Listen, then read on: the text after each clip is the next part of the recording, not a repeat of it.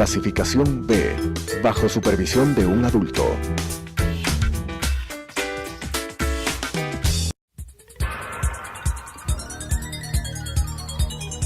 Las opiniones vertidas en este espacio por la producción y dirección del programa son de exclusiva responsabilidad de sus autores y de quienes intervienen en ellos.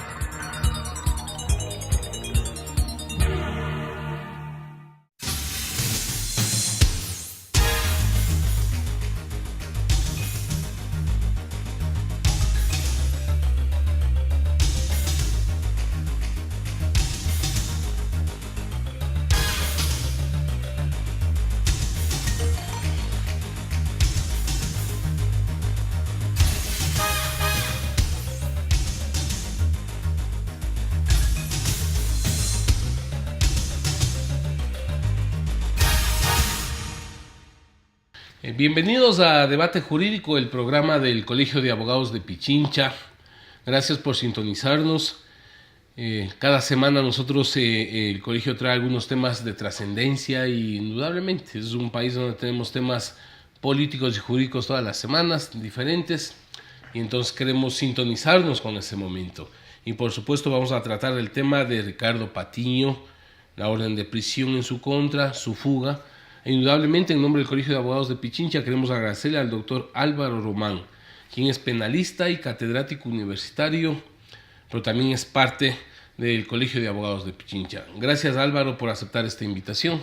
Muchísimas gracias a ti, Ángel, y al Colegio de Abogados. Siempre es un grato estar en estos espacios y debatir jurídicamente, que es lo que más interesa para orientar a la opinión pública. De eso se trata, de orientar. Por ejemplo, ahora tenemos esta semana, como decíamos, el caso de Ricardo Patiño. No hay que perder de vista que es uno de los correístas más poderosos, tal punto que fue ministro de Economía y de Finanzas, ministro de Defensa y también canciller de la República. Y hoy salió del país tras una orden, o que se iba a dictaminar una orden de prisión preventiva. Un poco quiero que nos aclares de lo que tú conoces, ¿se dictó, no se dictó? Vamos a hablar, por ejemplo, de las reacciones de la Fiscalía, el querer investigar a la jueza, poner a consideración del Consejo de Judicatura. Son elementos que debemos irnos aclarando, la función inclusive de cada una de estas instituciones. Y todo parte de unas opiniones que Patiño dio en un mitin político de su organización, de sus coidiarios, donde llamó a los asistentes, dice, a tomarse las instituciones públicas y a movilizarse. Esto de tomarse las instituciones públicas y a movilizarse combativamente, ¿constituye esto una instigación contra el Estado? A ver, la institución de la instigación es vieja, ¿no? Por ejemplo, yo he leído algunas cosas y hay autores, por ejemplo, como Edgardo Dona, que dice que la instigación es un partícipe, es decir, es la persona que quiere convencer al otro a hacer un delito, pero no tiene el dominio del hecho. Es decir, antiguamente en el siglo XIX, Feuerbach le pone y le califica al instigador como el autor intelectual. ¿Sí? Yeah. Nuestro código lo ha puesto como autor mediato, en el artículo 42, en la autoría mediata, cuando dice instigar. Entonces, claro, la instigación es esta persona es como, por ejemplo, podemos ponerle al que instiga y le contrata, por ejemplo, al sicario. Pero claro, ¿cómo lo está convenciendo al sicario? El instigador lo convence al sicario a través de ¿qué? De un precio. De entregarle una dávida, de entregarle dinero de por medio. Ese es el convencimiento. Pero el autor, el sicario, ¿qué pasaría? Puede hacerlo como no puede hacerlo. Aquí en este caso, el grupo de personas a los que él se está dirigiendo. Claro, debería, a ver, ¿qué pasó en ese rato? Yo trato de entender el contexto, no tengo todo el video porque deberíamos oírlo. Todo el video no es extraer solamente lo que nos conviene, porque, por ejemplo, tú has sido dirigente gremial, tú eres dirigente, has sido estudiantil. Tú sabes que en los discursos políticos se llama a la acción combativa, a la acción de resistencia, a la acción... Pero claro, esos son los argumentos que uno da en el calor del discurso. Decimos, ¿no? Vamos a la marcha combativa, etcétera, pero cuando ya especifica, sí, para que continúes, dice, a cerrar las calles y a tomarnos las instituciones públicas. Pero a ver, Ángel, ¿cuándo fue hecho esta declaración? En octubre del 2018. Así es. Entonces, si nosotros vemos y hacemos un análisis ex post, ¿no es cierto? ¿surtió efecto esa instigación? Yo me hago la pregunta. Han pasado 7 meses. ¿Ha habido una toma de institución?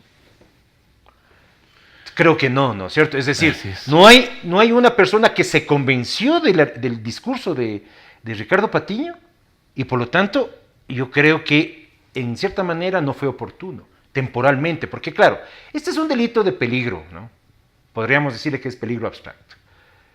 Pero sí, para que no sea formal, es decir, para que no digan que está violando solo la norma, tiene que violar un bien jurídico, la seguridad, lo que sea. Pero han pasado 8 meses. ¿Ha pasado algo en 8 meses? ¿Pero necesitamos que se dé el hecho o la instigación es un elemento, un llamado? Es decir, es el convencimiento que tú haces a la persona y tiene que haber alguna respuesta, me parece. Porque claro, el artículo, el delito, el 363 dice instigar para cometer un delito contra una persona o institución, dice. Delito contra una persona, ¿verdad? Entonces está diciendo, cometamos un delito, ¿no? Es decir, yo te estoy convenciendo para cometer un delito. ¿Ha pasado algún delito desde ese momento? Entonces hay el elemento, este otro elemento de la finalidad del otro delito, que a cometer un delito contra una persona o contra una institución, yo creo que no. Es decir, solamente ha quedado en una simple declaración. Es decir, partiendo de lo que tú nos señalas en esta última parte, esta denuncia fue presentada inclusive meses atrás, pero la investigación no avanzaba. Esta toma fuerza con la nueva fiscal posesionada, nuestra estimada doctora Diana Salazar. Entonces, ¿podrá considerarse de que es una persecución política o es de esta nueva actitud de la Fiscalía de combatir todos los actos de corrupción que existen en nuestro país? A ver, yo lo que pienso es que, la coyuntura política, si tú analizas, Ángel, vas a encontrar que es a raíz, yo creo que nace a raíz de la presentación de la denuncia de los DINA Papers, ¿no? ¿Ya? Si tú le ligas, es DINA Papers. Va relacionado. Va relacionado, creo yo, porque ahí, a raíz de esa semana, viene el caso Assange, enseguida viene el caso del ciudadano sueco que está detenido, y ahí sale la declaración de la ministra del Interior a decir, Ricardo Patiño se fue con el sueco y estuvo con el sueco, con el ciudadano sueco. Entonces, tratan de, y claro, ¿qué estaban diciendo? ¿Qué decía María Paula? María Paula decía, el ciudadano sueco, este ciudadano que no recuerdo el nombre, decía que estaba haciendo actos de desestabilización. Estás hablando de Olavini. Olavini, justamente, de Olavini. Entonces, decía que los dos aparentemente podrían estar destabilizando el Estado. Ese era el criterio y coyuntura, la declaración que hizo la ministra del Interior. Y ahí entra la Fiscalía con el tema. Entonces, claro, por eso lo que tú justamente traes al contexto y ahí me viene y dices, reactivan esa denuncia y le hacen tratar de poner una relación entre la detención del sueco, ¿cómo es? Olavini, ¿sí? Y ese es el punto, creo que, donde ahí se reactiva Por eso es que hay la intención de la Fiscalía de hacer una detención para investigación. Acuérdate que el día sábado la Fiscalía presenta y la jueza, la doctora Beatriz, me parece, no recuerdo el apellido, le delata con Benítez se opone y le dice a la Fiscalía, bueno, motíveme usted, ¿por qué pide la detención para investigación? En esa parte dice que correspondía a la prisión preventiva. No. A ver, no. Una es la detención para investigación. Por supuesto. Y después viene la prisión preventiva. Ah, claro. Entonces, la detención para motivos de investigación. Exactamente. Cuando le niega la detención para investigación, porque no motiva a la Fiscalía, entonces, ¿qué hace la Fiscalía? Y esa es la aclaración del Twitter de la Fiscal General. Hemos motivado, pero la jueza no los dio.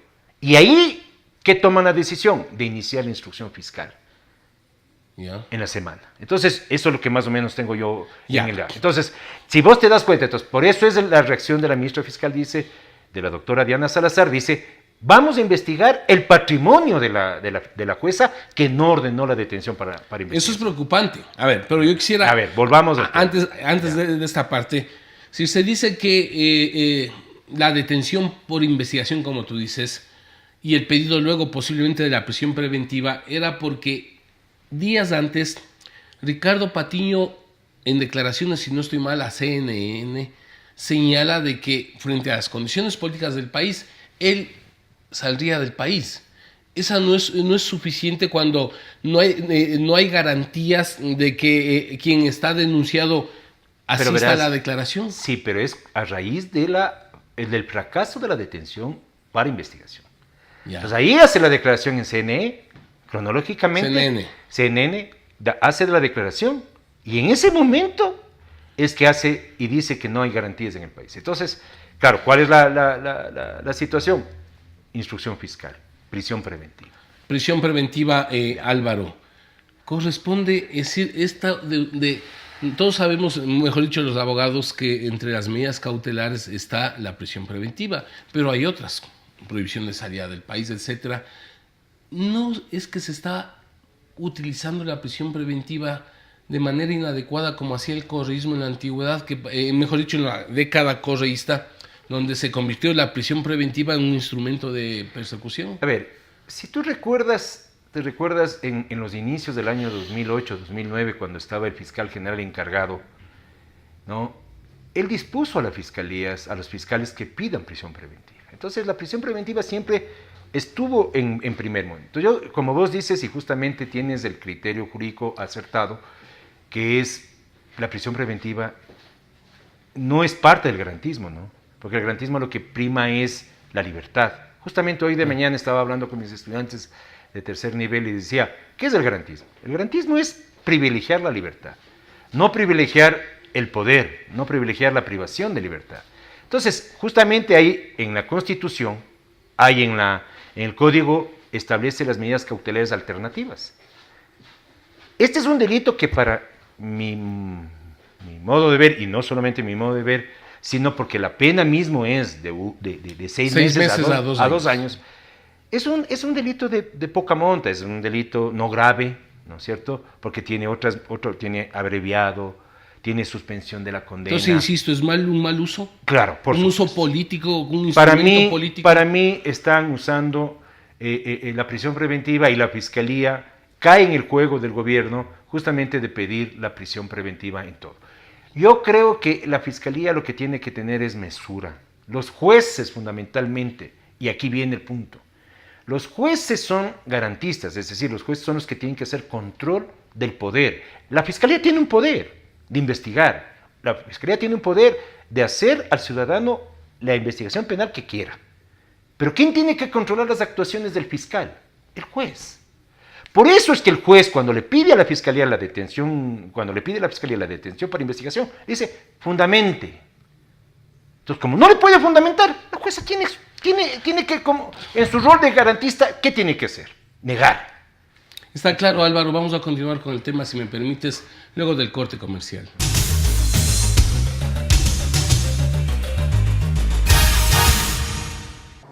Adriana, cancélame todas las reuniones. No voy a ir a la oficina.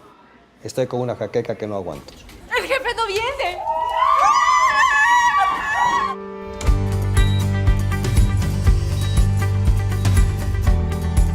¿Estás seguro? Salió bien. Muy bien. Bueno.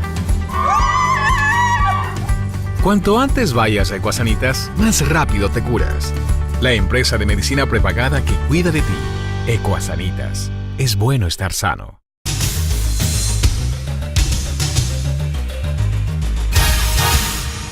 Continuamos con Debate Jurídico, el programa del Colegio de Abogados de Pichincha. Para quienes nos sintonizan, estamos con el doctor Álvaro Román, penalista y catedrático universitario, tratando el tema de Ricardo Patiño. Gracias, Álvaro, nuevamente. Yo quiero un poco más en esto de la prisión preventiva. Inclusive organismos de derechos humanos internacionales han hecho pronunciamientos de que no es adecuado utilizar para todo la prisión preventiva. Es que, a ver, como habíamos quedado, el juez controla y hace el control del poder punitivo, que es la fiscalía.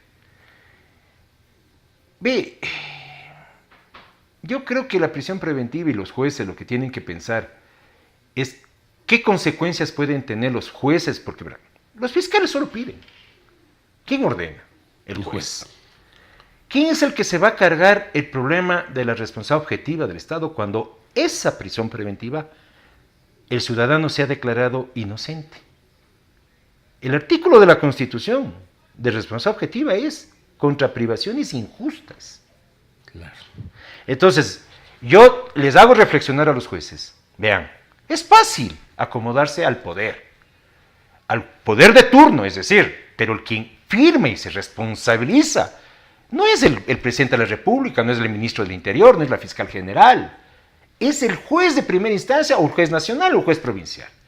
Entonces, ellos tienen que pensar en qué, que la medida, si es desproporcionada, ¿no? Porque en este rato pensaríamos que para mí es desproporcionada. ¿Por qué? Porque, a ver, ¿cómo quiero yo que esa persona se presente a defender? Si lo que necesito es que el derecho sea eficaz, el derecho penal Más sea bien eficaz. teniéndole aquí, Álvaro, Por supuesto. le teníamos justamente enfrentando a la justicia y se tomaba las medidas necesarias. A ver, primero podíamos tomarle la versión. Claro. Es como, por ejemplo, yo siempre dije que cuando se ordenó la prisión preventiva, o se le ordenó una medida por la doctora Daniela Camacho al expresidente Correa, ¿qué se consiguió cuando no vino y compareció? Se dejó de saber esa parte de la historia. Que necesitábamos saber para poder inclusive. Por supuesto, entonces, porque vamos a quedar con ese hueco que no vamos a tener opción de que esa persona nos cuente. Álvaro, por tiempo, es decir, los pronunciamientos de la fiscal de que el Consejo de la Judicatura observe a la jueza Beatriz Benítez y que la Contraloría investigue el patrimonio, ¿corresponde? Verás, eso se llama injerencia indirecta hacia la independencia de los jueces. Yo, con todo el respeto, creo yo que ese es un mensaje cuando tú haces esos pronunciamientos, porque está viniendo de la más alta autoridad de la Fiscalía General. Entonces, imagínate, si va en contra de un juez pequeño, de primera instancia, esa instancia, ¿qué es lo que va a suceder? Que en ese momento todos los jueces van a tener recelo. Por ejemplo. Es decir, continuaría lo mismo, Álvaro. Así es. Yo te digo, yo tuve una experiencia. Yo fui con juez de la Corte Provincial. Yo por dar una resolución, yo tuve 2 años y medio un juicio de prevaricato. El fiscal general encargado de esa época no te hacía investigar tu patrimonio, pero te metía juicios penales de prevaricato. ¿Cómo hacía eso? Entonces, por ejemplo, yo como abogado no tenía problema, pero los jueces que decían, hay que pensar nuevamente para ver si damos o no damos esa. Entonces, esa es una injerencia indirecta contra... Es decir, seguimos, Álvaro, lo que el Colegio de Abogados criticó. El Consejo de la Judicatura es un ente administrativo.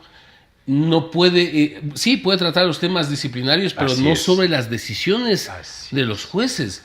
Sí, así es. Entonces continuamos en la misma situación. ¿A quién le corresponde entonces vigilar los pronunciamientos de los jueces?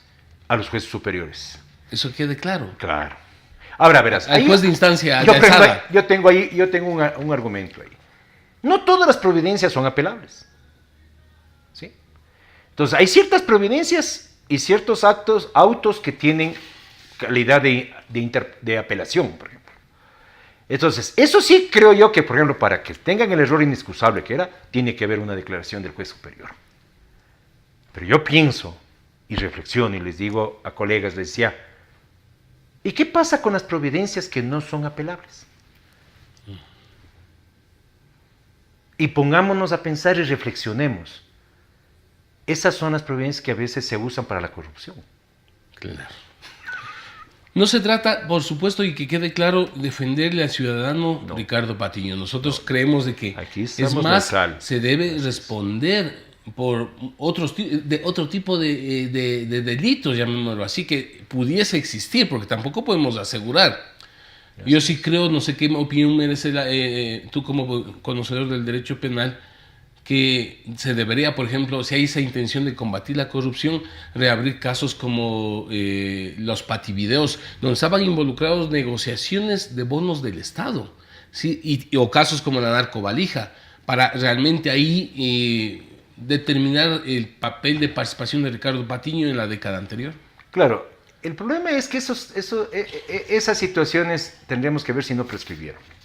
¿Ya? ¿No es cierto? Porque imagínate, ya son 12 años, habría que ver si el delito, hay cómo reabrirlo o no hay cómo reabrirlo. Pero acuérdate que ahí está metido gente que tiene muy cercanía al actual alcalde de Quito, ¿no?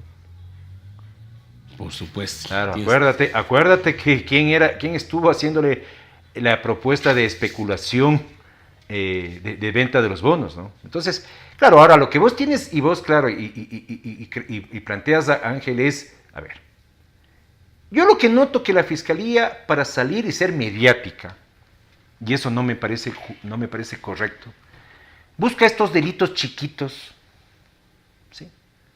Entonces no se dedica a la investigación poderosa o fuerte. Me hace acuerdo. A Jorge Glass se lo llevó por un delito, no sé si llamarle menor, cuando nosotros como Colegio de Abogados habíamos denunciado que a Glass se lo debe denunciar por otros delitos, como el de lavado de activos, cuya pena pasa a los 10 años. O, por ejemplo, en el caso al expresidente de la República, Rafael Correa, se lo sigue por el caso Balda. Para mí, ven, es un delito. Entonces, a ver, si yo quiero combatir la corrupción, eso no es corrupción en cierta manera de la que queremos investigar. Claro. Entonces, vos justamente queremos retomar eso, es, a ver, así como queremos que se investigue el asunto del feriado bancario, el asunto de los peculados, el asunto de los sobreprecios, Petrochina, cualquiera que sea, refinería del Pacífico. Entonces, ¿qué es lo que tiene que hacer la Fiscalía? Dedicarse a ese trabajo. No meter mediáticamente para salir del paso y decir, vean, estoy cumpliendo con mi deber y estoy metiendo a la cárcel. Pero la ciudadanía dice, a ver, reflexionemos. Y la ciudadanía dice, no es tonta. La ciudadanía dice, la Fiscalía lo único que está haciendo es una cuestión mediática. Lavarse la cara un ratito, pero queda sucia. Entonces, y eso no me parece correcto lo que está haciendo en este momento la Fiscalía y cualquier otra entidad. La defensa de Patiño presentó una acción de protección que le fue negada. Coméntanos. Es que, a ver, sabemos que la acción de protección no va contra resoluciones o decisiones judiciales, ¿no? Entonces, querer decir que puede ir contra una decisión judicial o contra la cuestión fiscal, que es una cuestión administrativa, pero es jurisdiccional, todo ella va a lo jurisdiccional, entonces ahí no cabía la acción de protección, ¿no? Entonces, creo que ahí el doctor Yávar fue solamente... Puede ser que él esté planificando esto para demostrar que hay una indefensión y una persecución para llevarse a los organismos internacionales, quién sabe, ¿no? Porque cuando uno planifica y hace acciones como estrategia de defensa, lo que está pensando es trabajar hacia afuera, ¿no? Dice en nuestro pueblo que cuando se pelean los compadres salen los trapos sucios. Ahora Ricardo Patiño asegura que la CIA está dentro del gobierno y que Lenin es un impostor profesional. Es decir, podríamos entender que este caso más bien es una disputa política. Yo pienso que sí. Yo creo que esta es una disputa desde el punto de vista estrictamente política. Aquí no hay nada jurídico. Yo creo que las instituciones están siendo utilizadas para el beneficio de del quien tiene el poder en el momento actual.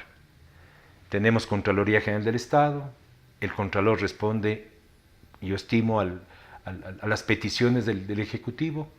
Tenemos ahí que el hermano del presidente de la República trabaja directamente con el Contralor General del Estado. Entonces, yo creo que la justicia no tiene que politizarse, no tiene que entrar los juicios políticos o hacerse... Pues la justicia fue politizada, Álvaro, en la década anterior. Sí, pero... Jueces, no puedo generalizar, pero Correa dijo que iba a meter las manos en la justicia y entonces ahí están los resultados. Pero a ver, la justicia siempre ha sido el botín político de los políticos, del gobierno de turno.